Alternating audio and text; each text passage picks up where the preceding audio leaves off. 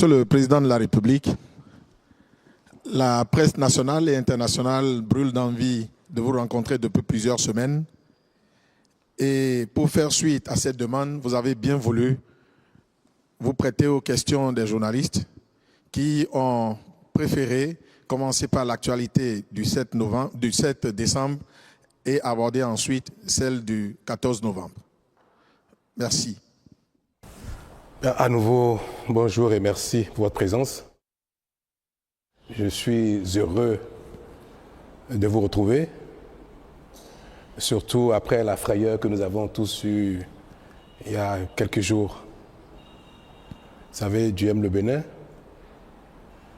et nous allons jamais cesser de lui rendre grâce pour ça. Alors je suis à vous, on se parle cash. Madame, vous avez l'honneur. Merci Monsieur le Président. Je suis Inès Fassia, directrice de Bénin TV Junior. Les enfants m'ont remis plusieurs questions, mais dans ce lot-là, je vous pose une seule. Ils veulent savoir comment vous vous sentez après le 7 décembre. C'est des enfants qui veulent savoir comment se porte le Père de la Nation. Aussi simple que ça. Merci. Je vais bien. Je vais très bien. Même si mon moral a pris un petit coup. Pas pour moi-même, mais pour le pays entier. Parce que cet incident, c'est comme ça que je le qualifie, parce que pour moi, ce n'est pas véritablement une tentative de coup d'État. Parce qu'il faut bien plus que ça pour soumettre un État entier. Je suis peiné, j'ai été très malheureux, je continue de l'être pour l'image que cela donne de notre pays. Et c'est cela qui, en fait, constitue ma véritable souffrance. Pour moi-même, je vais très bien physiquement, et ma mémoire a pris un petit coup quand même. Pour cela. Vous savez, nous aimons tous le Bénin, malgré nos divergences, nos heurts, nos disputes. Je pense que la quasi-totalité des Béninois, elle était loin de penser qu'un tel événement se produirait au Bénin. Ça nous ramène des dizaines d'années en arrière. Mais ça va, je veux espérer que tout le monde va bien également. On dit aux enfants que je vais très bien. Je leur dirai, avec votre permission, la deuxième question. Ils veulent savoir, à votre avis, qu'est-ce qui est important que les enfants et les jeunes du Bénin retiennent sur le Bénin aujourd'hui? À votre avis, qu'est-ce qui est important qu'ils doivent savoir du Bénin? Que le Bénin est un grand pays, une grande nation.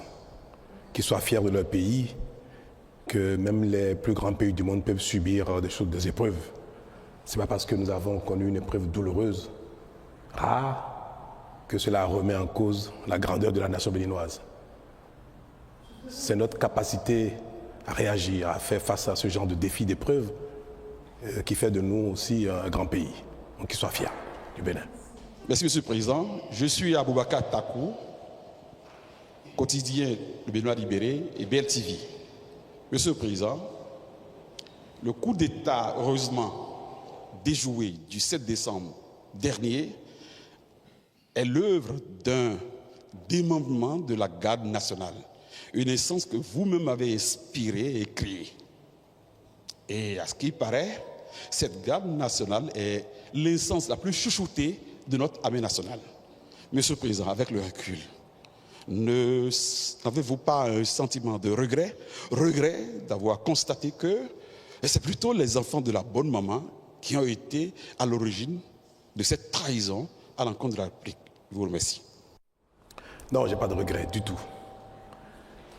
Et je peux vous dire que ce n'est pas la garde nationale qui a opéré l'attaque.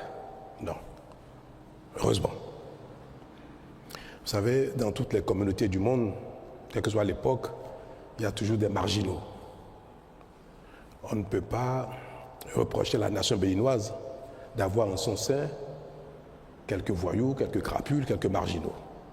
On ne peut pas reprocher à la garde nationale, à l'armée tout entière, d'avoir en son sein des crapules.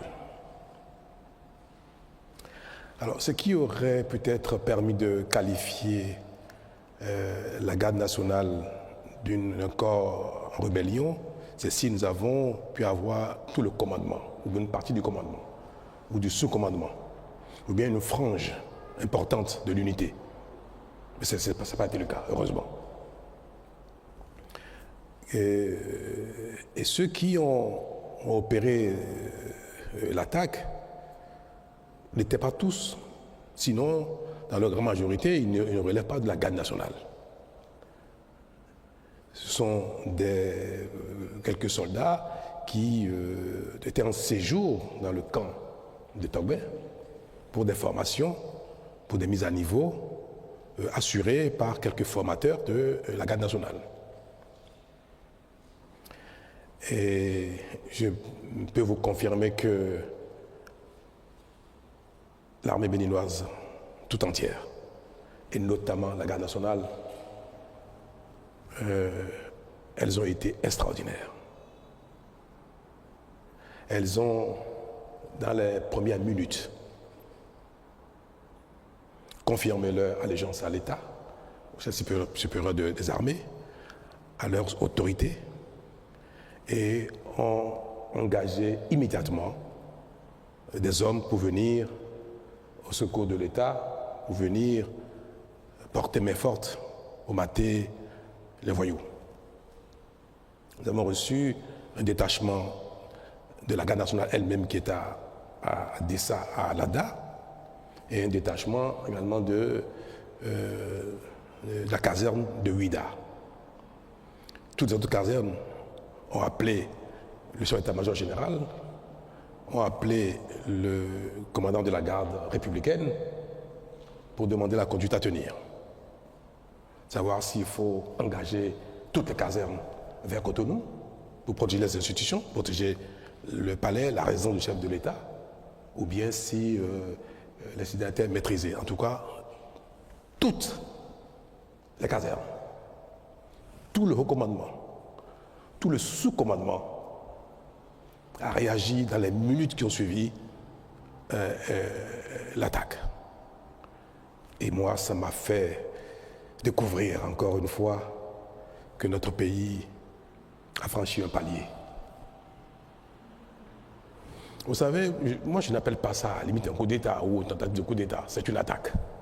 Parce qu'un coup d'État, se saisir du pouvoir d'État requiert, certes, qu'il y ait une attaque du genre, mais qu'il y ait la possibilité que les différents corps d'armes se rallient. Qu'il y ait la possibilité que l'opinion publique, encore une bonne frange, se rallie. Que des institutions ou les principaux acteurs politiques se soumettent ou se rallient ou fassent allégeance. Mais nous n'avons observé rien de tout cela. Aucune caserne, aucun membre du recommandement, du sous-commandement. Ils ont tous appelé, et je peux vous le dire, et je voudrais que vous en soyez fiers, ils ont tous appelé, et les voyous ont pris même eu l'outrecuidance d'appeler certains pour demander leur ralliement. Ils nous ont tout de suite informés de ces appels-là et ont exprimé leur attachement, leur loyauté à la République. Donc ce n'est pas la garde nationale, ce n'est même pas un démembrement de la garde nationale, ce n'est pas un commandement de la garde nationale, ni même un sous-commandement de la garde nationale. Je crois que nous devons garder notre fierté à l'égard de la garde nationale.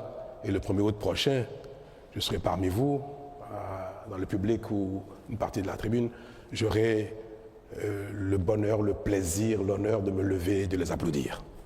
Parce qu'ils ont été extraordinaires. Une était ma volonté de limiter les dégâts. Quand ils ont fui de la télévision et se sont retranchés dans la caserne leur a été bombardée. Les renforts qui sont venus d'Alada, de la garde nationale, et de Ouida étaient en position de bombarder le camp de retraite, c'est-à-dire Togbe. Nous avons imaginé ce que ça aurait engendré comme dégâts humains, aussi bien dans la caserne que hors de la caserne. Parce qu'il y a eu beaucoup de jeunes soldats en formation qui n'étaient pas avec eux, mais qui ont embarqué. Vous avez dû le constater dans la vidéo qui a circulé à l'occasion de leur prise éphémère de la télévision. Et il disait, je crois, il n'est pas avec nous, bien suis-le, suis-le. C'était même ridicule. Une bonne partie des enfants, des jeunes qu'ils ont embarqués ne savent même pas pourquoi. Vous savez, dans l'armée, quand un chef vous dit « venez, il y a une opération », vous suivez, par discipline. Donc ils ont embarqué les enfants, les garçons, qui sont venus découvrir sur le site de quoi il s'agissait. Et beaucoup, d'ailleurs, leur ont échappé pour ne pas être mêlés à cette forfaiture. Alors, mes très chers, notez que l'armée béninoise et la garde nationale ont joué leur rôle et je continue de le garder, je continue d'être fier à leur égard. Monsieur le Président de la République, je suis Paul Danogbe du média en ligne Africaro. Aujourd'hui, dites-nous quelles sont les mesures qui ont été prises pour que les Béninois n'assistent plus à ces événements, à ces tristes événements. J'ai presque envie de dire que vous êtes le plus chanceux dans la sous-région. Quel est le secret du président Patrice Talon? Ben non, je n'ai pas de secret. C'est la nation entière qui, comme je viens de le dire, n'est plus à ce stade du tout. Le Bénin, j'aime bien le dire, c'est peut-être un peu prétentieux, mais le Bénin est déjà un autre pays dans notre sous-région. Et certes, il y a eu des failles, c'est vrai. Je manquerais de sincérité si je ne vous l'avoue pas. Nous étions peut-être un peu dans un excès d'assurance et de constat de la paix, de la tranquillité d'un pays dans lequel tout le monde, malgré nos difficultés, nos peines, nos heurts, nos divergences, on pensait que le Bénin était loin d'être sujet à une telle chose. Vous savez, si on prend les grands pays dans lesquels ce genre de choses ne sont plus envisageables, les pays d'Europe développés, les États-Unis, Canada et consorts, ce n'est pas une telle idée qui manquerait à certains de leurs ressortissants. Il y a bien des gens qui se saisissent d'armes de guerre pour aller braquer une banque, pour aller braquer une bijouterie. Mais il ne reviendrait à personne dans un pays d'aller braquer l'Élysée ou bien la Maison-Blanche. Je suis certain qu'il y a plein de gens qui, se levant le matin, ont peut-être envie de devenir président des États-Unis ou président de la France par la force. Ça, on ne peut pas dire qu'aucun Français, aucun Américain, aucun Canadien, aucun Allemand n'est capable d'avoir une telle idée folle. Tous les hommes ne sont pas identiques, quel que soit le temps, quelle que soit l'époque, quel que soit le lieu. Ce n'est pas pour dire toujours quelques marginaux. Autant, on peut prendre des armes pour aller braquer dans ces grands pays une banque, une bijouterie. Autant, même si l'envie existe, personne ne ferait des braquer, comme je viens de dire, l'Élysée ou bien la Maison-Blanche. Pourquoi? Parce que si quelqu'un le fait, il est certain, 100% certain, que cela ne va pas prospérer. Qu'aucun corps d'armes ne suivrait. Aucun commandement ne suivrait. Le peuple ne suivrait pas. Aucune institution ne suivrait. Donc il ne pourra jamais jouir du pouvoir. Jamais. Ça peut durer 1 heure, 2 minutes, 1 semaine, même 1 mois, si c'est saisi d'armes très lourdes pour empêcher les autres corps de venir le saisir. Mais jamais celui qui penserait quelque chose du genre, qu'il ferait, ne jouirait du pouvoir. Dans certains pays qui ne sont pas à ce stade, si vous le faites, vous avez peut-être une chance sur 10, sur 20, sur 1000 d'en jouir. Il peut y avoir une partie de l'armée qui peut se rallier. Une partie de l'opinion peut se rallier. Les acteurs politiques peuvent se rallier. Alors quand la communauté, une nation est encore à cette étape-là, ce genre d'événement peut arriver. Mais une communauté, une nation dans laquelle tout ce que je viens de citer, les institutions, l'armée, consorts, jamais ne se rallie à une telle aventure, dans cette communauté, il n'y aura jamais de coup d'État militaire ou par la force. Jamais. Alors, il faut souhaiter que notre pays qui vient de démontrer qu'il est un grand pays reste sur ce palier et que notre évolution, notre émancipation, notre compréhension du monde, de la vie, des règles et consorts n'amène plus jamais aucune frange de notre société significative. Que ce soit le peuple, que ce soit les institutions, que ce soit les armées, que personne ne puisse jamais adhérer, ou faire allégeance ou approuver une telle chose. Et c'est pour ça que ceux qui ont eu le courage ou l'outrecuidance, ou je ne sais pas comment je vais l'appeler, de se réjouir de ça, comme je viens de dire, les marginaux ne manquent pas, nulle part au monde. Il y en a aussi au Bénin. Il y en a même parmi la classe politique. Parmi vous, il y en a. Ceux qui se sont réjouis de cela, ils sont condamnables. On ne peut pas applaudir publiquement un crime. On ne peut pas se réjouir publiquement d'un crime. Mais je pense que plus le temps passera, et plus ce genre de marginaux seront en nombre infime, pour que la nation dans sa globalité soit effectivement une très grande nation. C'est pour dire que c'est au Bénin qu'il faut, je vais dire ça, qu'il faut apporter le salut de ce qui s'est passé, c'est-à-dire que la tentative n'est pas prospérée. Moi, je n'ai pas de secret particulier. Je suis chef d'équipe pour un temps, ça va s'achever bientôt. Et nos actions ne portent que parce que les Béninois adhèrent à ce que nous faisons, malgré les divergences qu'on peut observer ici et là.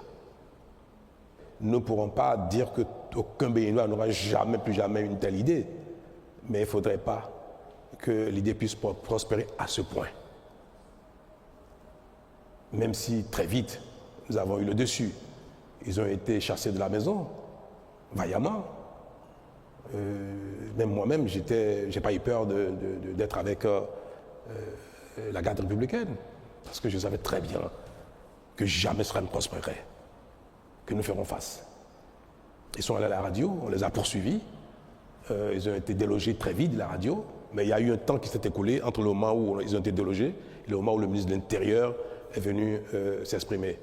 C'était un week-end, il fallait qu'ils viennent de Calavi. Et c'était la personne la plus indiquée. Mais ceux qui sont à la CRTB ont bien vu qu'il n'y avait pas eu de résistance. On les a poursuivis, ils sont partis très vite. Bon, c'était des voyous. C'était des voyous, des petits terroristes qui ont été manipulés, encouragés par quelques acteurs marginaux politiques du Bénin et puis quelques également personnes étrangères que je me garderai d'évoquer ici parce que la justice s'est déjà saisie de cette affaire-là. Donc c'est des petits voyous, des barlotins, je ne sais même pas comment il faut les qualifier, insensés, qui ont été encouragés, manipulés par des nostalgiques et par des jaloux. Je n'en dirai pas plus. Je suis Emmanuelle Sodji, correspondante de France 24 au Bénin. Ma question est la suivante. Quelle est votre véritable lecture politique de cette tentative de coup de force? Et puis, deuxième partie, est-ce que vous craignez que cette nouvelle tentative se produise, sachant que les principaux responsables sont encore en fuite? Merci. Ma lecture politique de ce qui s'est passé, je n'en ai aucune. Je fais une lecture sociologique de ce qui s'est passé et non politique. Pour moi, cela n'a pas été engendré par une crise politique. Cela ne pouvait pas déboucher sur une remise en cause de notre orientation politique. Non. Donc je ne tire aucune conséquence politique de cela. Le Bénin lui-même est garant de notre sécurité, de ce que personne ne peut plus s'emparer du pouvoir par la force. Ce sont ces choses-là qui sont essentiellement les garants de notre stabilité. Donc, si il n'y a pas d'assurance que la prise de pouvoir d'État par la force de cette manière ne peut se prospérer, je pense que c'est ce qui ne se reproduiront plus jamais. Nous venons de donner un exemple aux marginaux. Donc, pour moi, madame, cela ne se reproduira plus jamais, juste parce que les uns et les autres ont pu constater que le Bénin n'est plus à ce stade. Toutefois, comme je viens de vous le dire tout à l'heure, les mesures appropriées pour ne pas perturber la quiétude des Béninois seront prises pour que des intentions du genre ne puissent jamais s'exprimer, que ça reste dans la tête des marginaux et qu'ils ne passent jamais à l'acte, ou même s'ils le tentent, à la seconde d'après, que ça ne puisse prospérer. Gérard Goyon, je suis du journal L'événement précis. Le Parlement de la CEDEAO a pris une résolution condamnant l'attaque et faisant des recommandations tendant à engager un dialogue. Comment vous avez accueilli cela, Monsieur le Président? Très bien, la CEDEAO est dans son rôle, c'est appréciable qu'un genre d'attaque soit condamné. Et il est également du rôle de la CEDEAO d'appeler à la concorde, à la discussion, à la paix dans tous les pays où quelque chose paraît remettre en cause l'ordre constitutionnel, donc politique. Paraît. Donc il est évident que la communauté internationale invite le Bénin, invite le président de la République, les acteurs politiques, à ne jamais emprunter cette voie pour régler un problème qui pourrait être politique, qui pourrait l'être. Donc c'est évident que la CEDEAO nous demande, au besoin, d'engager des dialogues pour que ce ne soit jamais par les armes que nous réglons nos différends. Ceux qui ont peut-être encouragé ces enfants, garçons, à faire une telle chose et qui ont peut-être des raisons politiques sont également concernés par ce genre de message. Vous avez beau avoir des divergences avec le pouvoir en place, l'État ou les autorités en charge à l'instant, vous ne pouvez pas faire, encourager, inciter les gens à aller s'attaquer à l'État. Donc c'est un message d'ordre général que je prends avec honneur et humilité. Merci. Bonjour, Monsieur le Président. Je suis Joël Tchogwe de PIS FM. Alors, ma question, c'est de savoir, est-ce que vous pensez que les dysfonctionnements ou les défis de gouvernance peuvent faire le lit à des intentions malveillantes, de tentatives de putsch? Et ensuite, quelle est la mission de l'armée étrangère qui a été sollicitée pour venir en renfort à l'armée béninoise? Merci. Aucune œuvre humaine n'est parfaite. Hein? Donc, ce que vous qualifiez peut-être de dysfonctionnement de l'action publique, c'est vous qui le dites. Moi, je ne sais pas si le mot est approprié. Il n'y a rien, aucune action, nulle part au monde, soit capable de faire l'unanimité. Aucune action humaine. Même le Créateur ne fait pas l'unanimité. À plus de raison, les hommes et l'action humaine. Donc, ce qui a pu, dans le courant de l'action publique, pendant le mandat ou les mandats qui se sont écoulés, à ne pas plaire à certains, aux uns aux autres, ont pu porter même parfois préjudice, à tort ou à raison, à certains, peut être de nature à ce que il soit souhaité que le président, le chef d'équipe décède. Pourquoi pas? On peut dire, oh là là, si une mort emporte celui-là, mes peines seraient finies. C'est pareil, hein, vous savez, quelqu'un qui pense que la rigueur de l'État, la rigueur des institutions est imprimée par le chef et qui lutte de manière implacable contre la corruption. Et si quelqu'un vide la corruption, il peut souhaiter que tout cela s'arrête par la disparition du chef.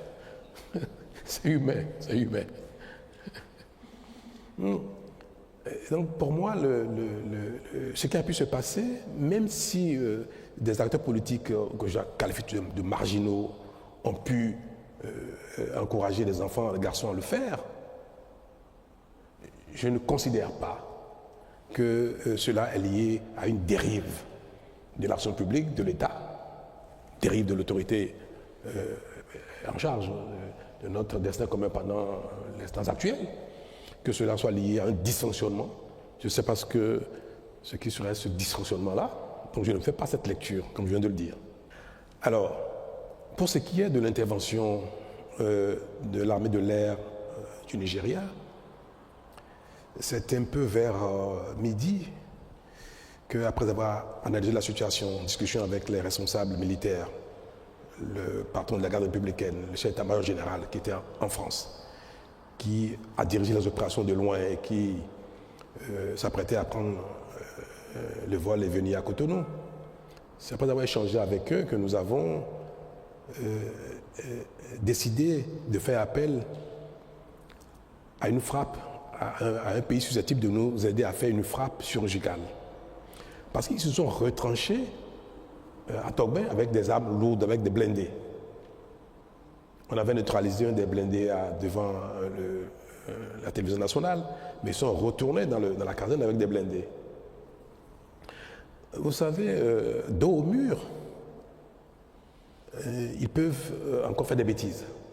C'est-à-dire commencer dans la caserne à tirer, à faire n'importe quoi, sachant que la cause était perdue. Nous avions nous aussi positionné des blindés non loin du camp pour les convaincre, résoudre à déposer les armes. Vous ne pouvez pas être certain que des gens qui ont fait une telle folie soient quelques minutes après capables de raison, dire bon, laisse tomber. Donc il se pourrait qu'il y ait des échanges qui feraient beaucoup de dégâts dans le quartier de Togben, la base est au cœur de Togben. Je ne peux pas être président de la République, c'est parce que j'ai été éprouvé à quelques minutes que je vais dire, peu importe les dégâts que ça va occasionner, peu importe les vies innocentes qui pourraient être perdues. Mais nous avons dit, il ne faut surtout pas que les affrontements entre l'armée loyaliste, l'armée tout court et ces voyous engendrent encore des pertes en vie humaine. On avait déjà perdu 2 personnes. À cette heure-là, je savais déjà que l'épouse du général Bada était déjà décédée, je le savais déjà. Je savais déjà qu'on vient de perdre un des soldats de la garde républicaine. Je venais de voir un deuxième qui a reçu une balle qui a brisé complètement le bras. Donc pour moi, nous étions en train de perdre déjà 3 personnes. Est-ce que ces voyous, il faut les bombarder, les anéantir et les tuer? Nous avons aboli la peine de mort au Bénin. Nous n'allons pas, par nos armes, tuer des gens qui sont dans le crime. Il faut les arrêter, les condamner, mais pas les tuer. Il ne faut pas non plus tuer d'autres soldats qu'on savait très bien dans le camp, mais non partisans de cette affaire-là. Quand je viens de vous dire, suivez-les, ils sont avec nous. On savait déjà qu'il y avait plein de gens dans le camp qui n'étaient pas avec eux. Des gens dans le camp nous appelaient. On a eu des appels de soldats dans le camp qui disaient mais non, on n'est pas concernés, ce qui se passe c'est pas bien, et comme ça, qui n'étaient pas avec eux. Il faut préserver ces vies-là. Ne disposons pas d'aéronefs susceptibles de faire des frappes ciblées pour détruire 1 ou 2 de ces blindés, parce que c'est leur seule arme, c'était ça. Ce sont des armes puissantes, en face desquelles il fallait déployer la même force de frappe. C'est vrai, nous étions en supériorité. Toute l'armée béninoise, avec une vingtaine de garçons, c'est vite fait. Mais il y aurait dans tous les cas, si on avait utilisé nos armes, il y aurait des dégâts. Il y a un type d'arme dont le Bénin ne dispose pas. C'est des aéronefs susceptibles, très haut, de faire une frappe millimétrée. Peut-être que les temps à venir, nous allons l'acquérir. Mais vous savez, nous venons de loin. Et nous consacrons nos ressources à nous assurer du minimum. Notre stratégie de lutte contre le terrorisme, de préservation de la sécurité intérieure du pays, requiert des acquisitions assez spécifique. Les terroristes n'utilisent pas des blindés. Nous ne pensons pas que le Bénin irait un jour en guerre contre les pays voisins. Si on a beaucoup d'argent, on achèterait tout et n'importe quoi. On n'a pas beaucoup d'argent. On achète ce qui est utile, important, impératif pour nous. Donc avoir des avions qui coûtent très cher, à l'achat, à l'entretien, à l'utilisation, pour tirer sur des blindés, autant le Nigeria peut disposer de cela, autant ce ne serait pas raisonnable que le Bénin investisse des centaines de milliards pour acheter de telles armes, même si l'utilisation peut s'avérer nécessaire à certains moments de la vie, comme vous venez de l'observer. Pour préserver Togben, le quartier et les vies humaines, il fallait faire appel à une telle arme pour neutraliser un ou deux blindés de tête afin qu'ils comprennent qu'ils sont totalement nus et qu'ils se rendent. Donc vers midi, nous avons décidé de solliciter le Nigeria. Nous savions, le commandement militaire béninois savait que nos amis nigérians disposaient de tel équipement.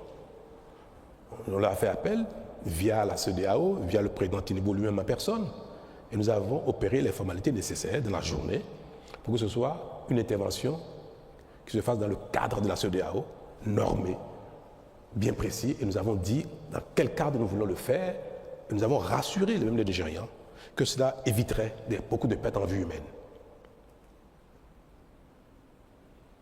Le président Tinubu a été rassuré de cela, parce que il ne faut pas, pour neutraliser une dizaine de gars, vingtaine, tuer des centaines d'autres.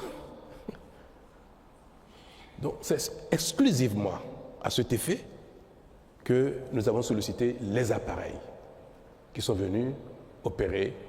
Ils ont fait 2 frappes. Ça suffit pour que ce qu'on espérait s'est bien passé. C'est la débandade. Donc nous avons eu raison d'avoir fait ce choix-là. Le président du Nigeria a souhaité envoyer une troupe terrestre. Vous savez, quand vous êtes éprouvé, il est de bon ton de ne pas refuser l'aide, même si vous n'en avez pas besoin. Les règles de courtoisie requièrent cela. Vous êtes éprouvé, on vous dit, on va vous aider. On envoie des hommes. Même si vous n'avez pas besoin de ça, vous dites merci.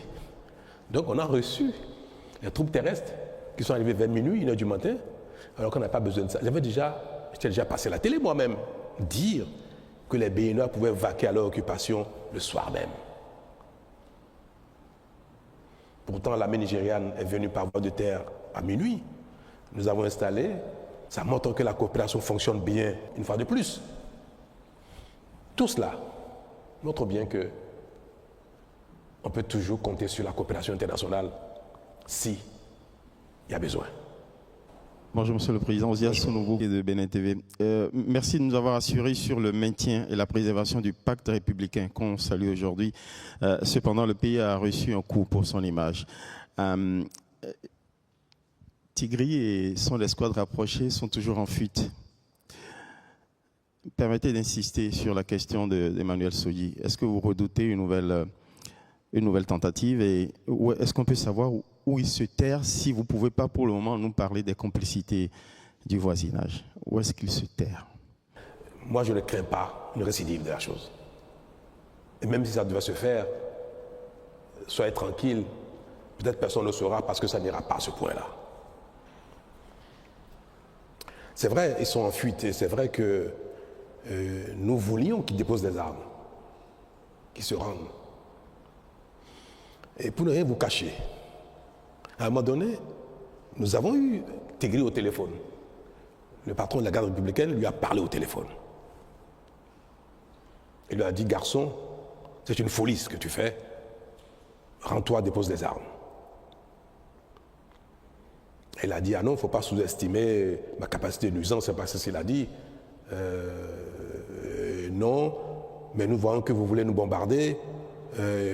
J'espère à un moment donné, ils étaient déjà dans la demande d'un apaisement eux-mêmes. Alors, quand le concerné montre déjà ses faiblesses, il dit, mais ne nous bombardez pas, Vous comprenez donc que nous ne pouvons pas aller plus loin. Et quand effectivement nous avons réduit, ils ont commencé par fuir, deux choses l'une. Certains ont fui avec leurs armes, qu'ils ont jetées après dans les caniveaux, dans les rues de Togben, puisque nous avons reçu des armes, la population nous a amené des armes après. Quand ils fuient comme ça avec des armes, vous les poursuivez, c'est des champs de tir, le risque encore de mort devient réel à l'instant où vous poursuivez quelqu'un qui est armé dans un quartier densément peuplé.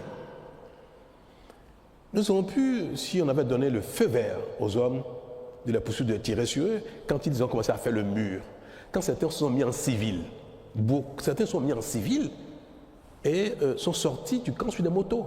Moi, j'ai donné les consignes de ne pas abattre qui que ce soit en fuite. Parce qu'il y a déjà eu un premier lot qui s'est enfui.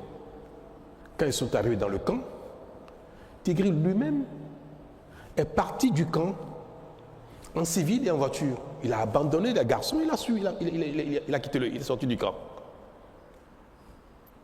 Quand la frappe a eu lieu, il n'y était plus. Donc, ceux qui se sont enfuis, tant mieux. Nous les recherchons, nous avons retrouvé certains parmi eux, mais certains ne pas été retrouvés et je crois, ont eu la facilité de quitter le territoire. Parce que vous savez très bien que la convivialité, la bonne cohabitation entre nos deux pays, la CEDEAO, même si parfois sur les papiers, ce n'est pas une réalité, entre les populations, c'est une réalité. Les échanges sont libres, totalement libres entre les populations sur les frontières. Et il n'y a pas que les points de passage officiels qui permettent d'aller du Bénin au Nigeria, au Niger, au Burkina ou au Togo. Donc ils ont pu passer les frontières. Et nous avons lancé les mandats d'arrêt contre eux. Nous avons sollicité les pays concernés pour coopérer et nous les livrer. Je vais espérer qu'ils vont coopérer, qu'ils vont nous livrer ces voyous-là. Parce qu'il faut qu'ils en répondent. Mais je compte de vous dire, c'était moins de mal que ce soit enfui que les poursuivants. Nous fassions beaucoup de victimes dans Togben. Rachida Ousso de BIP Radio. Si vous me permettez, j'aimerais aborder le deuxième thème de cette conférence. J'aimerais évoquer la trêve politique. Est-ce que vous pouvez nous expliquer comment ça va marcher et est-ce que ça ne pose pas problème dans un pays démocratique? Merci. J'ai donc promulgué hier la loi portant révision de la Constitution. Et c'est vrai que dans les nouvelles dispositions, il y a, je vais le dire ça abusivement, l'instauration d'une trêve. Mais en fait, ce n'est pas nouveau, madame. Dans le dispositif politique électoral du Bénin, ça tout le monde le sait, la campagne électorale en vue du changement des équipes politiques, que ce soit exécutif, parlementaire ou aux exécutifs locaux, la campagne électorale, dans les tests qui organisent les élections aujourd'hui, la campagne ne peut s'ouvrir que, je crois, c'est 2 semaines avant le scrutin. C'est ça, les textes existants. Donc, théoriquement, dans les règles, dans les tests qui organisent la compétition politique, on n'est en campagne électorale que 2 semaines avant les élections, avant les scrutins. Et si vous lisez les nouvelles dispositions de la Constitution, c'est tout ce qui a été dit. On dit que la critique par les acteurs politiques est permise, elle est autorisée, elle est même normale, elle est souhaitée. C'est dans la Constitution. Il faut que les acteurs politiques, notamment ceux qui ne sont pas en charge, puissent commenter, critiquer l'action de ceux qui sont en charge pour qu'il y ait amélioration, pour qu'il y ait des propositions alternatives, pour qu'il y ait des solutions. Parce qu'on ne peut pas dire que ceux qui sont en charge d'une fonction politique ont la science infuse et qu'à eux seuls, ils détiennent la vérité. Donc, le principe même de la critique de l'action publique est consacré dans la Constitution, dans la nouvelle disposition et de manière permanente. Il faut ne pas vous laisser entraîner par l'image des mots. Je dirais plutôt l'image, même pas leur contenu. Parce que le mot trêve paraît très fort. Mais dans son contenu, la trêve ne concerne pas la critique de l'action publique. Mais nous savons très bien que personne ne respecte les 2 semaines de campagne que prescrivent nos lois.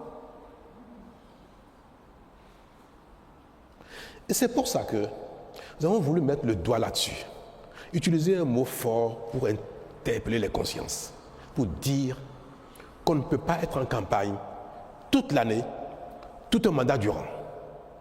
Un président qui est élu un jour J pour 5 ans, pour 7 ans bientôt, pour peut-être 10 ans, peut-être on ne sait jamais, ou peut-être pour 2 ans ou 3 ans.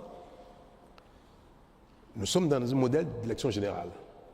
Quand un système un régime est mis en place qui concerne l'ensemble des diverses fonctions politiques, parlementaires, exécutives ou locales, il ne faut pas qu'aussitôt après les élections, la campagne redémarre pour les élections qui auront lieu 5 ans après. Et c'est ça qui a été redit de manière plus forte dans la disposition qui prescrit qu'on ne peut pas faire campagne tout le temps. Et nous avons même élargi la période de campagne. On permet même que la campagne ait lieu, au lieu de 15 jours avant les élections, elle ait lieu même 1 an avant les élections. On allait plus loin que ce qui existait. Au Bénin, désormais, si un scrutin d'élection a lieu 1er janvier 2027, à partir du 1er janvier 2026, on peut commencer la campagne. Mais pas avant. Et c'est cette période où on ne permet pas aux acteurs politiques d'être en campagne que nous appelons trêve. Il n'y avait pas un mot pour le désigner précédemment. Nous avons utilisé le mot pour que ce mot soit utilisé avec sa force, pour que les uns et les autres sachent et s'engagent à ne pas être en campagne tout le temps. C'est tout. C'est ce que veut dire la trêve. Nous en faisons un foin terrible parce que nous sommes habitués à ce que même quand les textes existent, qu'on ne les respecte pas. Et il a suffi qu'on mette le doigt dessus, qu'on dit « oh là là, on va nous interdire de parler ». Mais la disposition constitutionnelle consacre que la critique soit permanente. Barnabas Roukouma, journaliste et promoteur du groupe de presse d'Abaro, nous sommes à Parakou. Merci beaucoup, Monsieur le Président. Au lendemain du vote de la loi portant révision de la Constitution, le gouvernement a fait une tournée dans le pays pour expliquer aux populations le contenu de cette nouvelle loi. Qu'est-ce qui ressort de cette tournée?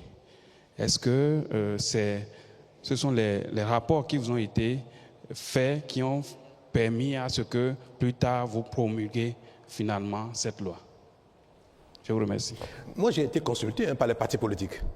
Cette loi qui a été votée n'a pas été votée dans mon dos. Je vais vous le dire. J'ai été consulté et le ministre de la Justice a participé au débat. Et nous avons fait des amendements. Donc, ce qui a été voté était parfaitement en phase avec notre vision. Et je change beaucoup avec les partis politiques qui appuient l'action gouvernementale. Je n'exerce pas la fonction tout seul. Je suis en concertation permanente avec les partis politiques qui nous accompagnent. Et d'ailleurs, des lois à caractère politique ne peuvent pas être votées sans qu'il n'y ait quand même une certaine discussion, convergence de point de vue entre les acteurs politiques qui soutiennent l'action du président et lui-même. Donc, je ne vais pas me dérober sur la question, j'ai été bien informé et j'ai participé à sa rédaction. J'ai même fait des suggestions d'amendements. Vous savez, les dispositions de la révision de la Constitution sont quelque chose de sensible. Vous me direz pourquoi on n'a pas fait ça avant. Et moi, je vais vous dire une chose. Et ça me caractérise, même si tout le monde le sait déjà. C'est quoi le rôle d'un leader? C'est quoi le rôle d'un leader? Un leader politique, un leader religieux, un leader social, un leader d'une cause donnée. C'est quoi son rôle? C'est de réfléchir à ce qu'il faut et de le partager certes avec sa cible, ses concitoyens, quand il s'agit de leaders politiques, mais aussi c'est surtout d'oser proposer des solutions aux problèmes qui se posent à la communauté. Donc un leader, ce qu'on entend d'un leader, ce n'est pas simplement tout le temps d'aller recueillir ce que veut la communauté pour mettre en œuvre, point barre. Mais sinon, quel est notre rôle? Quelle est la compétence? Quelle est l'énergie? Quel est le savoir-faire? Quelle expérience nous mettons au service de nos concitoyens si nous ne pouvons rien leur proposer? J'estime qu'il est de notre devoir de faire l'analyse de nos conditions de vie, de l'environnement international, national, et de proposer les solutions les plus indiquées pour que le pays avance. Si je dois attendre que les solutions viennent de mes concitoyens qui, dans leur quotidien, s'occupent de ceux qui les concernent directement et que ce pourquoi ils m'ont élu, ce pourquoi ils ont élu les députés, il faut qu'on se dérobe pour aller leur demander, mais sur telle situation, qu'est-ce qu'il faut faire? Mais c'est que c'est une faillite. Non, il ne faut pas se dérober. Nous pouvons voter une loi et rendre compte. Je crois que c'est ce qui a été fait. Le temps que nous avons mis à promulguer n'est pas lié à la reddition de comptes. Non. Il fallait que la Cour constitutionnelle se prononce sur la conformité de la loi par rapport à la Constitution. Mais j'ai voulu, par respect au peuple, j'ai voulu quand même que tout de suite, dès que la loi a été votée, j'ai voulu que le peuple soit informé de cela, nonobstant la procédure de validation par la Cour constitutionnelle en ce qui concerne la constitutionnalité de la loi. Bonjour Monsieur le Président. Oui. Le Sénat. Quels sont ses pouvoirs réels? Beaucoup pensent que c'est une institution que vous avez créée qui se place au-dessus des institutions qui existent et que c'est également pour placer le futur président de la République sous tutelle. Et est-ce que vous êtes le futur président du Sénat? Le Sénat, tel qu'il a été défini, paraît une invention béninoise, n'est-ce pas? J'ai entendu dire qu'il n'y a aucun élu au Sénat, que le Sénat n'a aucune légitimité. Pourtant, le Sénat a un rôle important. Je veux vous dire que c'est vrai, chacun imagine, invente ce qui lui convient, ce qui est conforme à ses besoins, à son histoire, à sa réalité. Mais il est rare que les idées même les plus belles, les plus innovantes ou novatrices relèvent d'une exclusivité. Dites-vous une chose, quand vous pensez à quelque chose de très bien, quelqu'un a déjà pensé à ça. C'est rare qu'on soit vraiment les seuls à avoir une idée novatrice. Le fait que ce soit un parlement de gens désignés, de compétences, d'expérience, de sagesse, existe ailleurs dans le monde. Vous le savez, non? Le Bénin n'est pas le seul pays dans lequel le Sénat est composé à 100% de personnes désignées, aucun élu. Le Canada. Le Sénat du Canada, il n'y a aucun élu dedans. Ils sont tous désignés. Ce n'est pas le Canada qui nous a inspirés. Hein. C'est vrai que la connaissance du monde peut parfois nous amener à faire nos analyses de manière circonstanciée. Le rôle qu'on a voulu donner au Sénat requiert que ce soit un Sénat de personnalité. Pour jouer ce rôle tampon, pour jouer ce rôle d'apaisement, pour jouer ce rôle de régulateur de la vie politique. Au Bénin, il n'y a aucune institution qui régule, qui apaise, qui tempère les ardeurs politiques. Ça n'existe pas. Et pourtant, c'est notre plus grand problème. Ce sont les heurts politiques qui créent des histoires. Ce sont les différences politiques qui même empêchent l'action politique efficace. Il n'est pas inutile qu'il y ait dans la République un conseil de sages. Nous l'avons appelé Sénat parce qu'il a quand même un petit rôle législatif. Et le thème consacré pour les institutions qui partagent avec l'Assemblée le pouvoir législatif, ce thème standard, c'est le Sénat. S'il n'y avait pas le moindre rôle législatif dans les attributions du Sénat, on aurait peut-être appelé le Conseil des sages.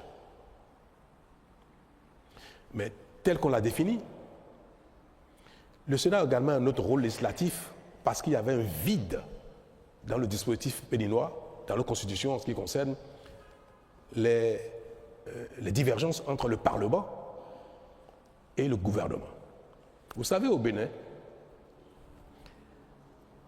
le président de la République, le gouvernement, peut également initier des lois qu'on appelle projets de loi. Le Parlement initie proposition de loi. Dans tous les cas, que ce soit projet venant du gouvernement, venant du président de la République, ou proposition venant des députés, c'est le Parlement béninois seul au Bénin qui vote la loi. Une fois que la loi est votée, si le président de la République n'est pas d'accord avec certaines dispositions qu'il estime non pertinentes pour l'action publique, pour la gouvernance du pays, pour l'efficacité de l'action publique, le président de la République peut demander une deuxième lecture. Et il dit, à l'occasion, il demande que telle disposition soit modifiée dans tel ou tel sens. Il peut suggérer même d'introduire de nouvelles dispositions dans la loi qui a été votée. Et le Parlement se réunit une seconde fois et une dernière fois sur la loi en question pour prendre en compte, pour analyser, pour examiner les demandes du président de la République. Le Parlement est autonome, souverain. Il a beau recevoir les demandes du président, il a beau recevoir ses commentaires, le Parlement peut ne pas suivre la demande du président de la République et voter la loi telle qu'elle avait déjà voté la première fois, ou voter différemment. En tout cas, peut ne pas donner suite à la demande du président de la République. C'est la réalité législative au Bénin. Mais nous sommes dans un régime présidentiel où l'ensemble de l'action publique, de développement, d'organisation, de sécurité, de financement, tout cela relève des prérogatives du président de la République. Quand il y a divergence majeure entre le président de la République, entre le gouvernement et le Parlement, il peut y avoir un blocage. Et on l'observe dans les grands pays où ils ont un système bipolaire, où le pouvoir est véritablement partagé entre un Parlement, je vais donner l'exemple de la France, entre le Parlement et le président de la République. Parce que ce n'est pas un régime parlementaire, c'est un régime présidentiel, mais qui partage son pouvoir exécutif avec la majorité parlementaire. Il peut y avoir des blocages terribles. Le Bénin n'est pas dans un régime du genre, mais quand même, les lois peuvent être votées sans l'approbation ou sans prendre en compte les demandes ou les exigences du président de la République. C'est bien pour la démocratie, mais parfois pour les pays comme les nôtres, ça génère des paralysies ou ça génère des perversions. Et c'est surtout les perversions qu'il faut craindre. Pendant longtemps, pour ceux qui ont la mémoire des choses, pour voter les lois au Parlement, ce sont des valises d'argent qui vont à Porte-Novo. Vous avez oublié ça apparemment. Pourtant, ça date d'à peine 10 ans. On en parlait de manière confortable. C'est devenu quelque chose de courant. Ça ne gênait plus personne.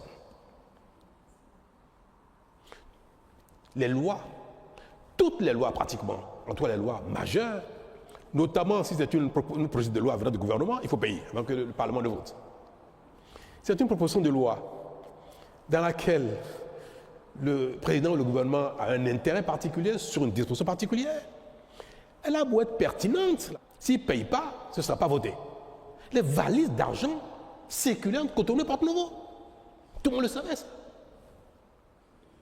Et ça nous convenait bien. Nous étions tombés dans une perversion qui est devenue quelque chose de sport national, comme la plupart de nos travers. Hein. Mais j'ai été très vite confronté aussi à cette demande-là. J'ai dit, avec moi, pas question. C'est fini ça. Moi, je suis venu pour réformer. Et c'était l'une des raisons pour lesquelles j'avais dit, je ferai un seul mandat de réforme et ça me suffira parce que je considérais qu'il fallait combattre nos tares, nos perversions, nos vulnérabilités et que cela allait améliorer la population publique. La bonne gouvernance, allait instaurer la bonne gouvernance. Et j'ai combattu, j'ai refusé. Mais ce n'est pas n'importe qui résiste à ça. Mais j'ai entrepris, moi, honorablement, de parler avec la classe politique entière, tous les partis existants, y compris le FCBE d'alors, en proposant un pacte, en proposant qu'on travaille ensemble. Une partie a accepté, d'autres ont reçu le dictat de leur chef. Non. Mais j'ai réussi à recomposer une majorité au Parlement pour accompagner l'action publique, mon action. Je ne peux pas, parce que moi je suis chanceux, parce que je suis parfois un peu kamikaze, je ne peux pas voir des imperfections, des choses graves qui génèrent des travers et en partant dire bon, tant pis, moi je m'en suis sorti, le reste on verra bien. C'est mon pays. C'est le pays de mes enfants, mes petits-enfants, de vos enfants, de nous tous, de mes concitoyens, les gens de mon village, les gens du village voisin, les gens du village lointain. Bref, c'est le pays de mes concitoyens. Et si Dieu me donne une longue vie, je serai béni encore peut-être pendant quelques années et je vais subir la gouvernance de mon pays. Donc, je ne peux pas voir quelque chose mérite d'être corrigé, quelque chose est une faiblesse, une tare, une perversion, et laisser ça ainsi.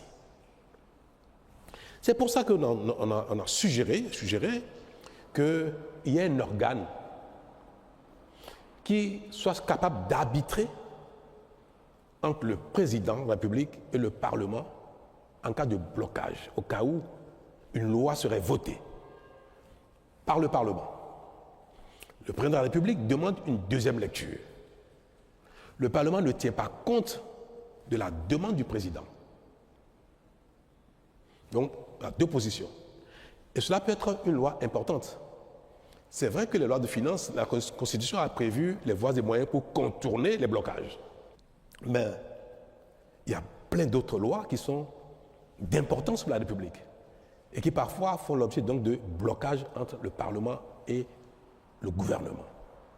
Nous avons dit qu'il peut y avoir un conseil de sages, de sachants, les gens qui ont été au Parlement, qui ont été dans la fonction, qui ont été à la Cour constitutionnelle, sont des personnalités diverses qui peuvent examiner la demande du président, la loi votée par le Parlement et dire le Parlement a raison, le président de la République a tort, ou bien le président de la République a raison, c'est le Parlement qui a tort. Un tel organe peut permettre, si le président de la République a des observations, des demandes qui vont dans le bon sens, qui sont d'intérêt général, un tel organe peut permettre que cette loi soit votée, soit promulguée selon les demandes pertinentes du président, afin que ce ne soit pas des considérations politiques, mesquines, qui empêchent la mise en œuvre de quelque chose qui est bon pour le pays. Nous considérons que, ne regardez pas le Sénat l'entame, imaginez le Sénat dans 10, 15, 20 ans. Un organe du genre qui rassemble autant de personnalités qui ont été dans ces genres de fonctions, forcément à quelque chose de plus que le gouvernement lui-même, que quelque chose de plus que le Parlement lui-même en matière d'appréciation de l'intérêt général. Un tel Sénat peut être un bon arbitre, parce que c'est pour aussi que le président de la République veuille faire quelque chose qui ne soit pas de l'intérêt général, ou bien qui soit purement relatif à un calcul politicien, ou politique. Voilà l'une des raisons pour lesquelles nous avons dit que le Sénat peut avoir un petit rôle législatif. Le Sénat ne peut pas reformuler la loi. Il peut simplement dire telle position paraît plus conforme aux intérêts de la nation que telle position donc donne raison à l'une position. Et quand le Sénat arbitre, la disposition ou la loi ou les dispositions de la loi qui ont reçu l'arbitrage du Sénat s'imposent. Et en ce moment, le président est tenu de la promulguer, ou sinon, la Cour constitutionnelle proclame la loi exécutoire. Voilà un aspect qui relève de ce que je sais de la fonction que j'ai exécutée pendant bientôt 10 ans. Le Sénat également peut demander parfois une deuxième lecture. Le Parlement a voté une loi et le Sénat estime qu'il y a telle disposition qui sont peut-être pas suffisamment pertinentes ou qui ne vont pas dans le bon sens. Le Sénat peut conseiller, en fait, peut demander au Parlement, je vous suggère d'examiner telle chose. Vous revotez la loi. Si le Parlement vote la loi à nouveau, sans tenir compte des observations du Sénat, le Sénat ne peut rien faire. Le Sénat s'incline parce que le Sénat n'a pas véritablement le pouvoir législatif direct. Il peut arbitrer, il peut conseiller, mais il ne peut pas voter une loi. Donc, si l'Assemblée nationale n'est pas favorable aux observations du Sénat, l'Assemblée vote en son âme et conscience, souverainement. Et maintenant, c'est une affaire entre l'Assemblée et le président de la République, qui sont les deux qui détiennent la légitimité du pouvoir législatif et exécutif. Voilà. Voilà pourquoi nous avons instauré le Sénat. Il y a une troisième prérogative, mission du Sénat, c'est d'appeler de temps en temps les acteurs politiques à la raison. Vous savez, on me dit, mais la Cour constitutionnelle est déjà un organe qui régule la vie politique, mais ce n'est pas vrai. On dit, mais les acteurs politiques peuvent répondre devant la loi de ce qu'ils font. Mais on ne répond pas souvent devant la loi, des acteurs politiques, de nos actions politiques. Il y a plein de choses que le politique peut faire, peut dire, qui ne soient pas condamnables au pénal, mais qui peut porter préjudice grave à la nation entière. Tout à l'heure, je vais vous donner 2 exemples. Donc, la Cour constitutionnelle ne statue que sur la conformité des textes, des lois, des règlements par rapport à la Constitution. La Cour constitutionnelle ne statue pas sur le caractère politique, le caractère pertinent des actes, des lois et autres. Jamais. Or, l'action politique qui induit l'action publique conditionne notre vie. Vous me direz, comme le peuple a voté pour le Parlement, voté pour le président de la République, peu importe ce qu'il faut. Mais est-ce que c'est mauvais d'instruire un organe pour des fois dire aux gens, appeler les gens à la retenue, rappeler les gens à l'ordre, conseiller les gens? Un exemple. On interdit les filets qu'on appelle, pour la pêche, je prends la pêche, il y a un filet, un équipement de pêche qu'on appelle Medoko Konou. C'est-à-dire, vous faites la pêche avec ça, vous ramassez tout. Les menus frétins, y compris même les alevins. Tout, vous ramassez tout. Et quand on utilise ces genres d'équipements, on appauvrit le plan d'eau, le cours d'eau. Et la pêche finit par, la recherche halieutique finit par mourir complètement. Donc, l'État régule et empêche les équipements qui ne sont pas conformes à l'intérêt général. Un homme politique, conseiller communal, député, ministre, non, parce qu'en général, les règles en un moment sont fixées par le gouvernement et un ministre fait ça, il va être démis tout de suite. Mais vous prenez un acteur politique, chef de parti politique, conseiller communal ou député, qui dit à ses parents, dans sa localité, n'écoutez pas, ne faites pas attention à cette règle, à cet arrêté du ministre des Histoires, continuez de pêcher avec votre filet, mais ne poconou. C'est un acteur politique, hein, c'est pas un citoyen ordinaire. Donc c'est une personnalité du pays. C'est une personnalité qui est écoutée, qui aspire à gouverner, ou soit qui a déjà gouverné, donc qui exerce une certaine influence sur la population. Et il appelle les populations à ne pas tenir compte de ça. Un maire prend un arrêté pour interdire le prélèvement du sable, de gravillon dans une carrière, en disant que cette carrière a atteint un niveau où continuer déstabilise l'environnement. Et il dit interdiction de prélever, de continuer à exploiter cette carrière. Un homme politique arrive et dit, il dit n'importe quoi lui, continuez. Alors, qu'est-ce qui va se passer? Si la personne continue, elle va répondre devant la loi après. C'est elle qui va payer, qui va sanctionner par la loi. Si le pêcheur continue d'utiliser son équipement de pêche et qu'il est confondu de cela, c'est lui qui va être pénalisé. Et parfois, il va y avoir une rébellion sur l'eau. La police fluviale va sur l'eau pour contrôler les filets et les populations pour se soulever contre la police fluviale. Coups, blessures, désordre et même parfois perte en vie humaine. Le véritable auteur, c'est qui? C'est l'homme politique. Mais aller devant la justice, en pénal, correctionnel, c'est un délit. Il appelle des gens à ne pas respecter la loi. Vous êtes magistrat. On vous présente un acteur politique qui a appelé les populations à ne pas respecter la loi, contester la loi. Et il va dire, non, moi j'ai seulement critiqué la loi. Mais il conteste la loi, il soulève des gens contre la loi. Vous ne pourrez pas le condamner pénalement. C'est du mal. En plus, un acteur politique. Voilà les limites. Je ne suis pas juriste, autrement je ne suis pas magistrat et consort, mais je vis au quotidien ce genre de choses, je suis face à ce genre de situation. Où un homme politique va dire ça, et il va être devant la loi, mais ce n'est pas lui qui a fait la bêtise. Ce n'est pas lui qui a pêché avec un filet. Lui, il a simplement dit aux populations, mais j'estime que le test de loi, le règlement ou l'arrêté qu'on sort était excessif ou bien n'est pas pertinent et qu'on sort, je n'ai dit que ça. Mais ça, ce n'est pas condamnable. C'est ni un délit, ni un crime.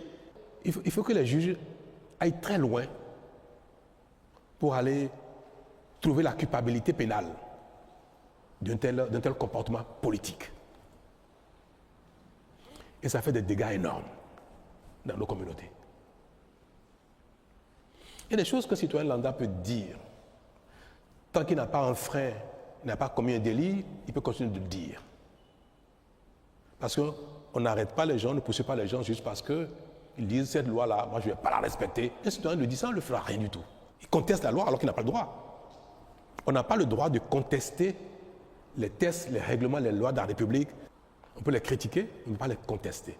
Pour les contester, il faut aller devant les juridictions qui ont la compétence de recevoir les contestations et de statuer pour dire « Ah, le citoyen a raison, telle loi, tel règlement, tel décret n'est pas conforme à l'ensemble du dispositif positif légal de notre pays. » Mais en dehors de la contestation devant la juridiction, théoriquement, personne n'a le droit de contester l'autorité de la loi, des règlements, dès lors qu'ils sont en vigueur.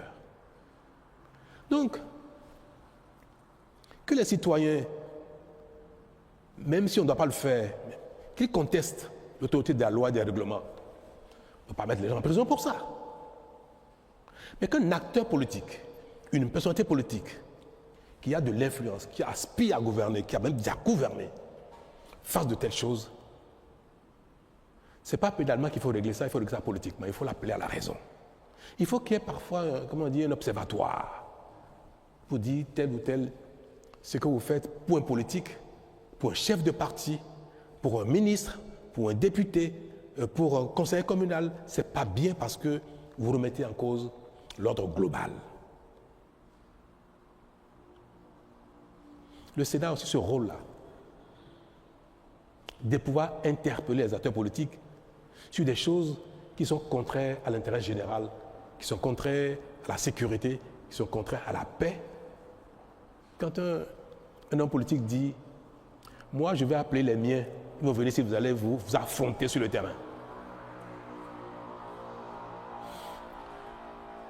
D'un homme politique, ce n'est pas bien. Mais est-ce que vous allez le poursuivre en pénal pour ça? Parce qu'il a dit « Je vais appeler les miens, vous venir s'affronter ». Non. Ce n'est pas tout qui est pénal. Il faut éviter aussi d'amener les acteurs politiques systématiquement devant la loi parce que ça crée trop de problèmes. Ce qui n'est pas convenable politiquement. Il faut qu'il y ait un organe pour leur dire « c'est pas bien ce que vous faites. Ne faites plus ça, ne dites plus ça ». Et si là, les personnes refusent, récidivent, vont jusqu'à demander qu'il y ait un coup d'État, vont jusqu'à demander à ce qu'il y ait la guerre civile, vont jusqu'à demander que les populations s'affrontent. Là, on peut dire, ah non, là, vous exagérez. On peut prononcer même sanction politique contre ces personnes-là. C'est tout. Nous mettons en place dans notre pays des dispositions qui accompagnent notre dynamique de développement, la compétition politique, l'activité politique, comme dans tous les autres domaines où, quand on est dans un métier, il y a des codes de déontologie, il y a des lois, des règlements qui les organisent, qui sanctionnent. Il n'y a qu'en politique où aucun test, aucun règlement, aucune institution n'appelle à recadrer l'activité politique, l'action politique ou les propos politiques. Ça n'existe pas au Bénin. C'est le seul métier. On peut faire ce qu'on veut et il n'y a personne qui peut vous rappeler à l'ordre. Si vous êtes médecin, infirmier, artisan, policier, je ne sais pas quoi, médias et consorts, votre activité est réglementée. L'activité politique, non. Vous faites ce que vous voulez. Vous pouvez appeler les gens à se tuer. À la limite, on ne vous dira rien. Est-ce que c'est un tort de proposer qu'il y ait un conseil de sages qui appelle les uns et les autres à la raison pour que nous vivions plus en harmonie et que l'action politique publique soit efficace et non chaque fois objet de conflits, de guerre. Voilà, mesdames et messieurs, l'intérêt du Sénat. Je pense qu'il serait bien que nul ne se dérobe. Que nul ne se dérobe. Que toutes les personnes qui ont servi ce Bénin, ce pays, qui ont une certaine personnalité, une certaine expérience, une certaine notoriété, acceptent, pendant qu'ils sont encore un peu vigoureux, d'être dans ce conseil de sages. Moi, je ne vais pas me dérober. Et j'espère que personne ne se dérobera. Personne.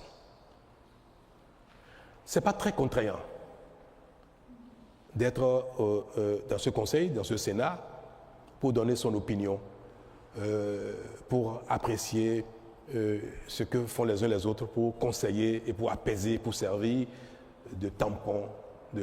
Non. Donc, je pense, et je vais l'espérer, que toutes les personnes visées vont accepter de siéger au Sénat, y compris moi-même. Monsieur le Président, je suis Éric Guédénon de Canal 3 Télévision. Alors, la loi que vous avez promulguée, il y a la question des mandats. Oui, c'est vrai qu'on ne doute plus de votre volonté de faire jouer le Bénin dans la cour des grandes nations. Cependant, aucun grand pays démocratique majeur n'a instauré 7 ans. Pourquoi le Bénin a fait l'option de 7 ans? Le Bénin aspire à être dans la catégorie des grands pays. Les grands pays font 5 ans et le Bénin fait 7 ans. C'est comme si nous on recule, on se met dans la catégorie des pays qui... Non, je vais vous dire pourquoi. J'ai eu en 2016 à proposer à mes concitoyens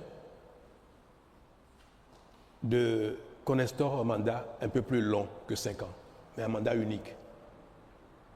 Parce que j'ai dit que 5 ans, c'était trop court pour agir efficacement et pour avoir un résultat. C'est trop court.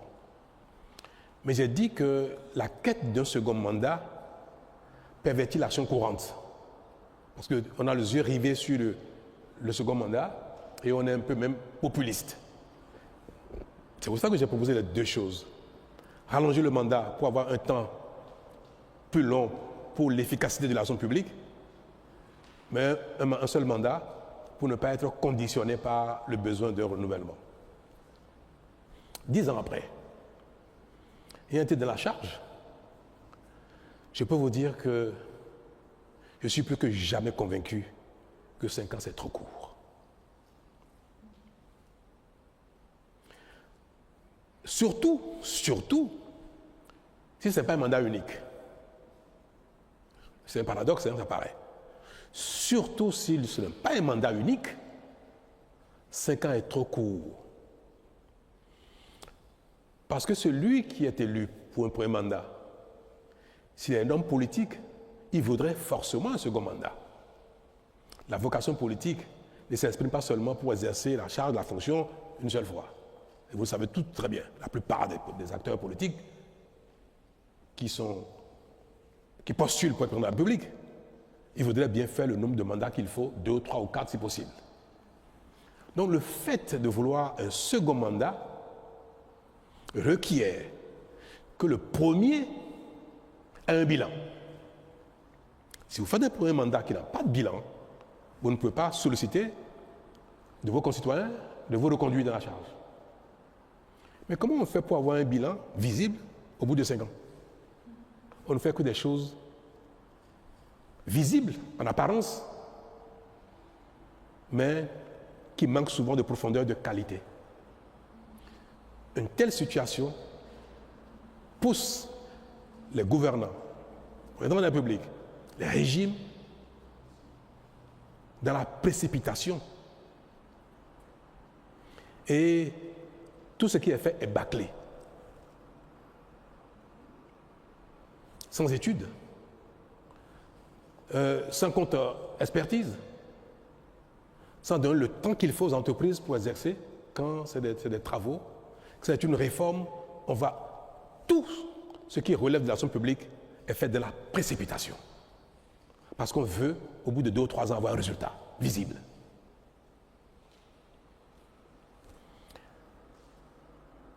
Les pays qui font 4 ans, les grands pays, 4 ans, 5 ans, c'est des pays dans lesquels tout est déjà fait.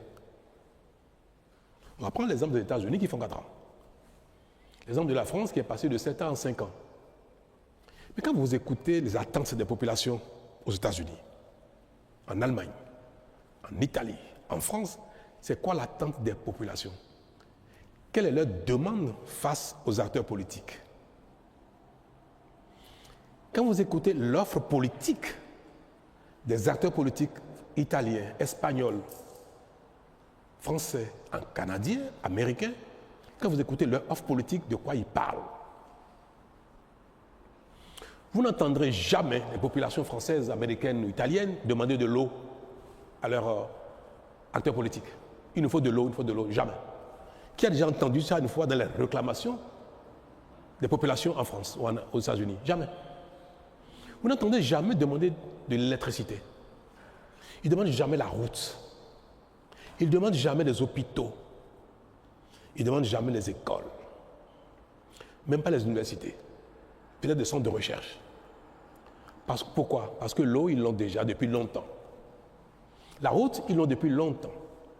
L'électricité, les gens naissent avec ça, ils ne s'imaginent pas que ce soit un bien particulier. C'est une banalité. Vous n'entendez pas les gens dire, dans ma région, je veux une université. Les gens ne demandent pas ça.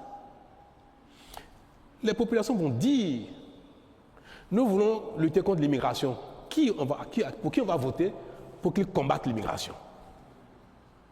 Pour qui on va voter pour qu'il assure notre sécurité dans les quartiers, dans les villes? Sécurité. Lutte contre l'immigration. On va entendre Nous ne voulons pas aller à la retraite à 65 ans, on veut continuer à la retraite à 60 ans. Des choses qui relèvent du confort de vie et non des fondamentaux de survie même, d'existence. Nous sommes sur deux planètes différentes. Nous sommes dans deux mondes différents. Le président américain, jamais quelqu'un lui demandera « Oh, électricité, consomme, école et consomme », jamais. Lui va parler d'impôts. Il va parler de immigration. Il va parler de la rivalité avec la Chine. À la limite, on peut élire un président américain pour 1 an. C'est suffisant. Parce qu'on veut qu'il prenne des mesures tout de suite contre l'immigration. Un décret suffit. Une fois qu'il a pris le décret, il peut dire bye-bye. Il a satisfait les besoins de ses électeurs. Une fois qu'il a fixé le taux de douane sur ce qui doit venir de la Chine partout et qu'on soit, il peut dire bye-bye, j'ai fini. Donc, le temps d'action pour un président américain, 1 an peut suffire pour qu'il satisfasse les demandes de sa population. 1 an peut suffire. Si vous allez en France, il faut combien de temps à un gouvernement pour voter la loi, prendre les décrets pour mettre la retraite à 60 ans, 65 ans, 70 ans? Il ne faut pas 2 ans, il ne faut pas 5 ans. Il faut combien de temps pour prendre un texte pour modifier les conditions d'immigration en France? Pas du temps. Alors, nous imitons des gens qui n'ont pas du tout le même problème que nous. Alors que pour construire des routes, quand vous voulez, on attend de vous, dans chaque localité, qu'il y ait des routes dans chaque localité. Si vous faites ça ici, vous ne faites pas ça là-bas, après les 2 ou 3 ans, vous avez les élections, ils ne voteront pas pour vous. Vous n'avez rien fait pour eux, pour la route. Moi, je suis arrivé, j'ai espéré qu'au bout de 5 ans, j'aurais atteint 80-90% de couverture en eau potable. C'était mon plan, c'était ma volonté, on était engagé là-dedans. Il y a encore des endroits où on dit, mais on a demandé de l'eau, vous êtes venu ici en campagne, on n'a pas eu l'eau. Certains n'ont pas eu de marché, pas eu de stade. Nous avons une course contre la montre. Ça a été terrible. Moi, j'ai pris 20 ans en 5 ans. Ouais, je n'étais pas comme ça il y a 10 ans. Et quand je regarde ma coupe de vieillesse, je vois que je suis sorti de la courbe. J'ai vieilli plus vite que je devais l'être. Mais c'est pour dire que le temps de l'action efficace est beaucoup plus long que le temps de la reddition de comptes, le temps politique. Mais quand les gens vous demandent des centres de santé, les gens vous demandent des écoles, les gens demandent de l'eau, c'est d'une telle urgence. Mais malheureusement, si au bout de 1 ou 2 ans, vous n'avez pas fait ça, les populations ne comprennent pas que le temps imparti n'est pas suffisant, qu'il faut beaucoup plus que ça. Vous vous rappelez, j'ai invité les femmes ici, d'Antopa, ici à la présidence. Je les ai invitées, j'ai dit, d'Antopa ne peut pas rester là indéfiniment. Insalubrité, incendie, c'est un peu conforme au commerce. Dans 20, 30, 40 ans, le Bénin sera 50 millions d'habitants, on ne peut pas garder tout Antopa là. Vous allez accepter de partir de là. Ça fait 8 ans. D'Antopa n'a pas encore déménagé. Pourtant, nous sommes acharnés au travail. Ceux qui connaissent la zone peuvent aller voir. Mais il a fallu des études. En telle matière, il ne faut pas des études n'importe comment. Des expertises, des contre-expertises, les financements, les contrats d'entreprise. Nous sommes en fin de mandat. Ça a été l'une des priorités de mon action en termes d'infrastructures marchandes. 9 ans après, D'Antopa n'a pas déménagé encore, même si les travaux sont finis. Nous avons décidé que le bitume, le goudron aille partout au Bénin. Je n'ai jamais réussi à le faire en 5 ans. Jamais. Mes chers amis, si nous passons notre temps à imiter, à copier les autres, nous n'allons jamais réussi à faire ce qu'ils ont fait dans le passé quand les conditions étaient différentes, quand ils avaient le temps plus long, les plans d'action plus longs. Nous faisons un saut dans l'avenir avec nos besoins qui datent du Moyen-Âge et nous voulons utiliser les mêmes outils, les mêmes tests, les mêmes temps que ceux qui ont fini avec ça il y a 50 ans, il y a 100 ans, il y a 200 ans. Si nous voulons que nos hommes politiques, les présidents que nous allons élire, ne fassent pas un remake de Maria Gleta, il faut leur donner le temps de l'action. Maria Gleta a été un échec pour 2 raisons essentielles. La précipitation. Le président Boni-Yayi, je pense qu'il est lui aussi, il voulait qu'il y ait de l'électricité. Parce que c'est des choses qui dans votre bilan, vous qualifient. Tellement ils étaient pressés qu'ils sont adressés à des gens incompétents. Ils n'ont pas le temps d'apprécier la compétence de ceux qui leur ont fait des études. Ils n'ont pas eu le temps de demander des contre-expertises pour voir si c'est pertinent, sur les choix technologiques qui ont été proposés. Les vendeurs d'illusions, il y en a partout dans le monde. Vous êtes pressés, on va vous vendre n'importe quoi. On a donné un temps de réalisation qui était trop court. Même si la corruption a été un élément. Mais je pense que l'élément fondamental d'un tel échec, c'est le défaut d'études pertinentes, le défaut du temps nécessaire pour une bonne expertise et le défaut du temps nécessaire pour la construction d'une unité fonctionnelle qui marche et qui est capable de traverser le temps. Et des erreurs comme ça, on en a commis partout. Vous avez vu les vidéos sur l'Assemblée nationale, Porte Nouveau, qu'on ne peut pas habiter parce que c'est trop dangereux, qui a été démoli maintenant. Les études ont été défaillantes. Quelque a été construit sur la base d'une étude qui avait beaucoup de faiblesses.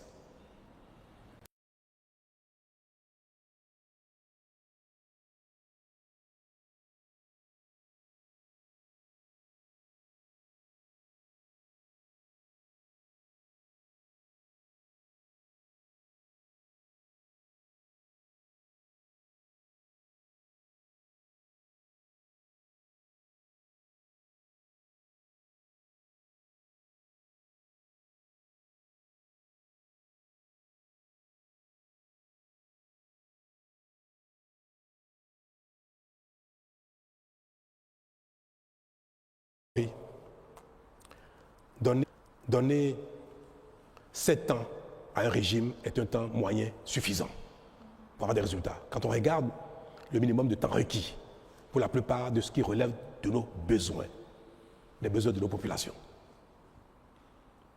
On me dira, mais quand le président il est mauvais, 7 ans c'est pas trop long. Là également on a tort. Quand le temps est court, il ne permet ni au mauvais de faire quelque chose, ni au bon de faire quelque chose. Que vous soyez bon ou mauvais, quand le temps est court, vous ne faites rien. Quand le temps est long, est suffisant, celui qui est bon fera quelque chose. Celui qui n'est pas bon, il ne fera rien. Mais ça ne change rien pour celui qui est mauvais. Donc le président qui n'est pas bon, le gouvernement qui n'est pas bon, que le temps soit suffisant, ou trop court, ou trop long, il ne fera rien. Mais il ne faut pas qu'à cause de lui, on vote une disposition qui empêche ceux qui sont bons de faire des bonnes choses. Non, on regarde le mal pour empêcher le bien de se faire. En fait, voilà comment j'ai dit ça, la disposition philosophique qui nous guide ici, dans les pays où nous sommes confrontés au manque de confiance, au manque d'efficacité. Comme peu de gens sont bons, alors on met en place des dispositions qui empêchent tout le monde d'être bon. C'est le paradoxe du humain.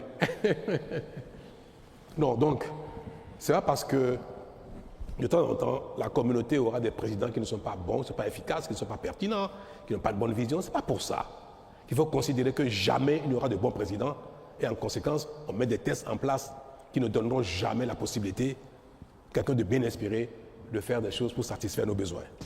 Voilà pourquoi j'ai estimé que partant de la fonction, j'estime que ce que je peux faire de bien pour mon pays, c'est de relever tout ce que j'ai pu constater pendant mes 2 mandats, tout ce que j'ai pu analyser. Mais quand même, j'ai parfois l'esprit assez critique. Je parviens à observer.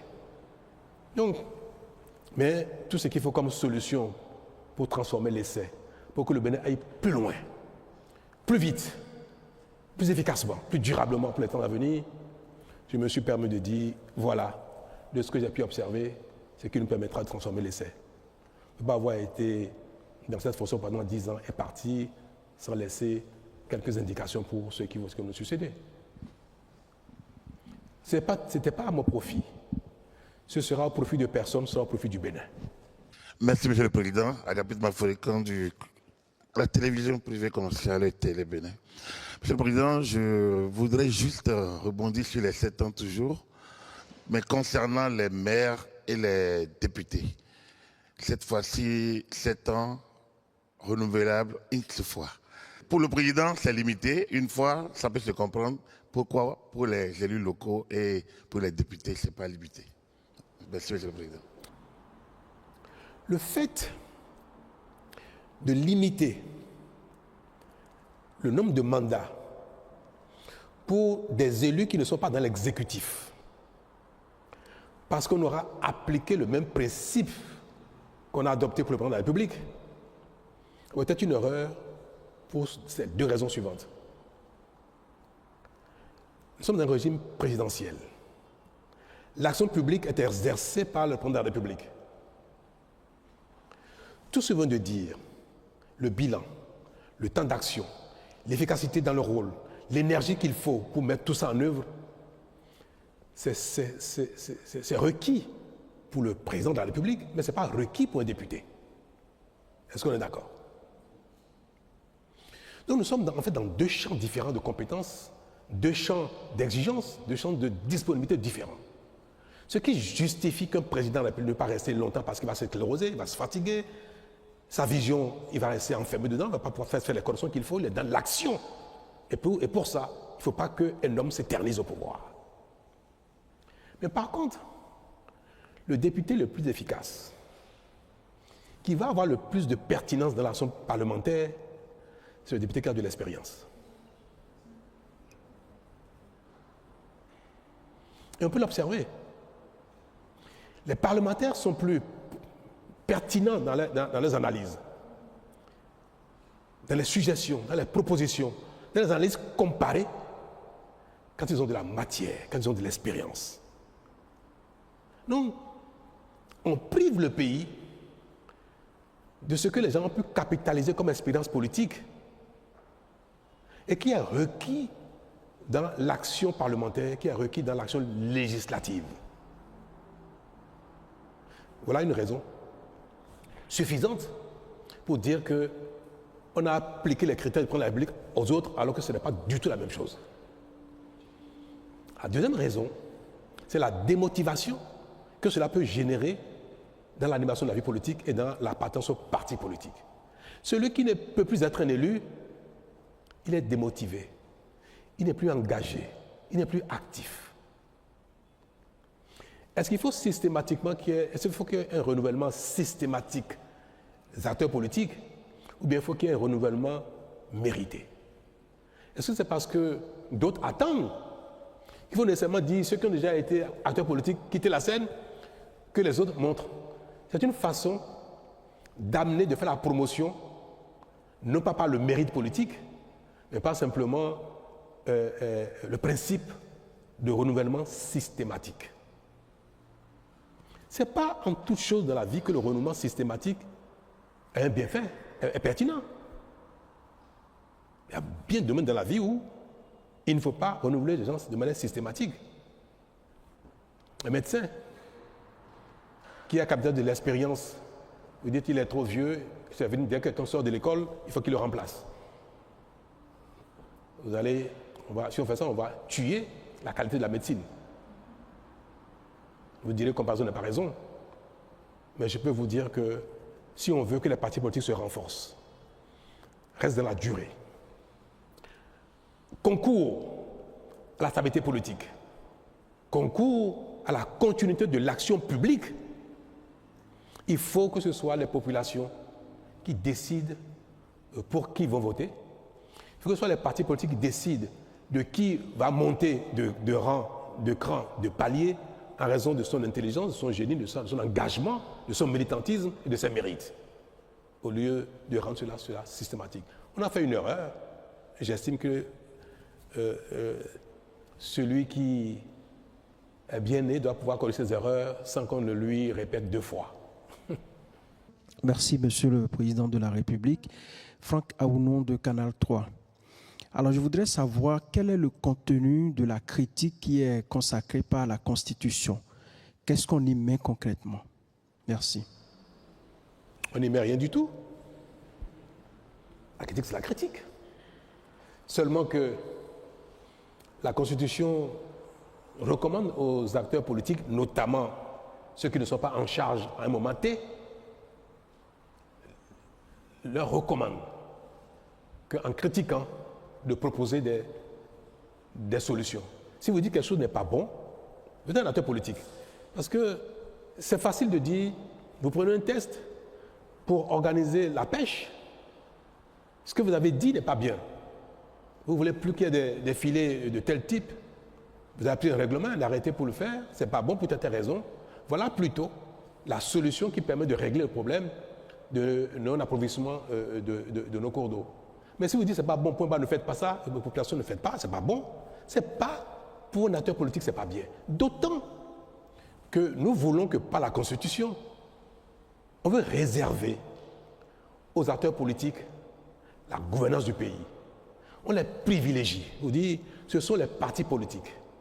Ce sont ceux qui ont un parcours politique qui vont gouverner le pays. Alors, si on leur donne ce privilège, il faut aussi qu'on leur dise quels sont les contreparties qu'il va avoir. Critiquer, mais proposer. Même pour l'humain que nous sommes, critiquer sans proposer, c'est de l'insulte. Ou alors, quand vous critiquez, vous dites, je ne sais pas comment il faut faire, mais je pense qu'il y a peut-être mieux à faire. C'est déjà une façon différente de la critique que souvent les acteurs politiques n'ont pas. Donc, cher monsieur, la Constitution n'a pas limité le champ de la critique. Elle recommande simplement aux acteurs politiques qu'ils puissent de temps en temps faire des propositions quand ils trouvent que quelque chose n'est pas bien.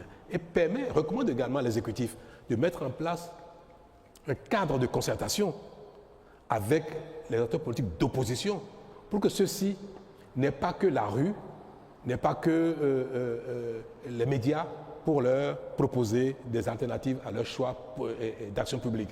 Donc, la Constitution a recommandé 2 choses. À celui qui est dans l'exécutif, de créer un cadre de concertation, et recommande que celui qui n'est pas dans la charge, de pouvoir faire des propositions concrètes quand il estime que l'action n'est pas bonne, mais la critique, elle est libre. Et pour les politiques, et pour les citoyens simples. Merci.